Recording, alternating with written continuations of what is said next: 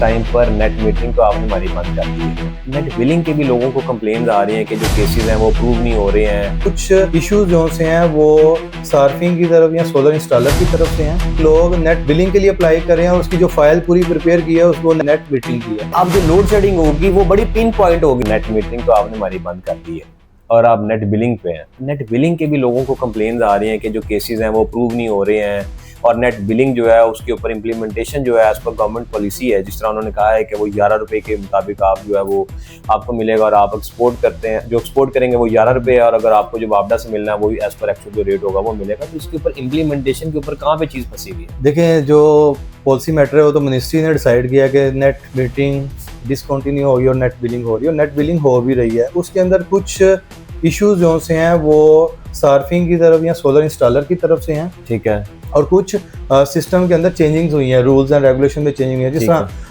मुझे पिछले दिनों पता चला कि लोग नेट बिलिंग के लिए अप्लाई कर रहे हैं और उसकी जो फाइल पूरी प्रिपेयर की है उसको नेट मीटरिंग की है। अच्छा। और वो रूल्स एंड रेगुलेशन जो से 2015 के हैं नेट बिलिंग के, जो फाइल है मतलब कि वो नेट मीटरिंग की लगा रहे हैं और नेट बिलिंग की फाइल नहीं लगा रहे हैं। रिजेक्ट होगी उसके साथ कॉन्ट्रैक्टिंग जो है वो 2026 का होना है। ठीक है। सेकंड उसके बाद ये है कि जो जितने भी लोग थे वो जब अप्लाई करते हैं तो ऑलरेडी जितने भी एक ट्रांसफार्मर के ऊपर कनेक्शन है वो टैग हो चुके हुए हैं। ठीक है। और ट्रांसफार्मर जाहिर है उसकी लिमिटेशन है और लिमिटेशन इसकी टेक्निकल बेस के ऊपर है। 80% लोडिंग उसके ऊपर 80% तक उसकी जो सी लोडिंग कैपेसिटी है उसके ऊपर नेट बिलिंग मिलेगी। अगर वो ओवरलोड हो गया है तो उसकी एगमेंटेशन होगी, उसका प्रोसेस होगा, उसके बाद होगी।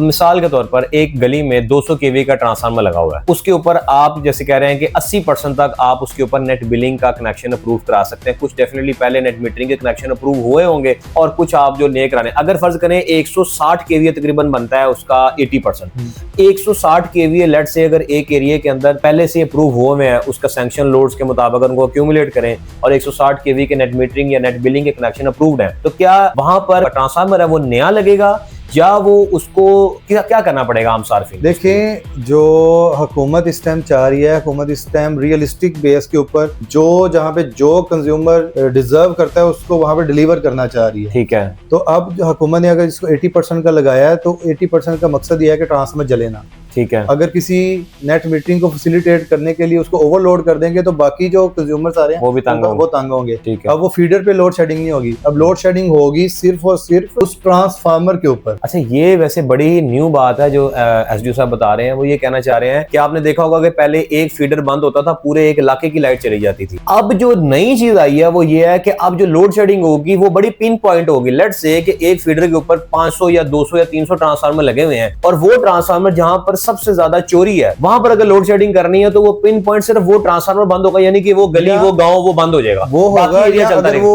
ट्रांसफार्मर फॉल्टी हो गया तो उसकी वजह से बाकी सारा फीडर बंद नहीं करना पड़ेगा, उस पिन पॉइंट होगी। तो इससे ये डिलीवरी सर्विस डिलीवरी जो सी है ना वो बेहतर हो जाएगी। ठीक है। इनोवेशन जो सी है वो आ रही है, उसमें बेहतरी की जो से है काफी। ठीक है, मतलब उसमें टेक्निकल चीजें हैं वो आस्ता आस्ता आप लोग इंक्रीज करेंगे। डेफिनेटली आपको ट्रांसफार्मर बंद करने के लिए आइसोलेटर लगाने पड़ेंगे और बाकी चीजें वो सारी चीजें इंप्रूव करनी पड़ेंगी। लेकिन बेहतर ये है कि आप बजाय के पूरा इलाका बंद कर दें, वो खाली वो फॉल्टी ट्रांसफार्मर अगर आपने रिपेयर करना है, मेंटेनेंस करनी है, वो बंद करें। अगर एक इलाके में लोड शेडिंग एक जगह पे करने की जरूरत है, पूरे इलाके को बंद कर देना। This is a very good thing और बड़ी न्यू इन्फॉर्मेशन होगी व्यूअर्स के लिए सर।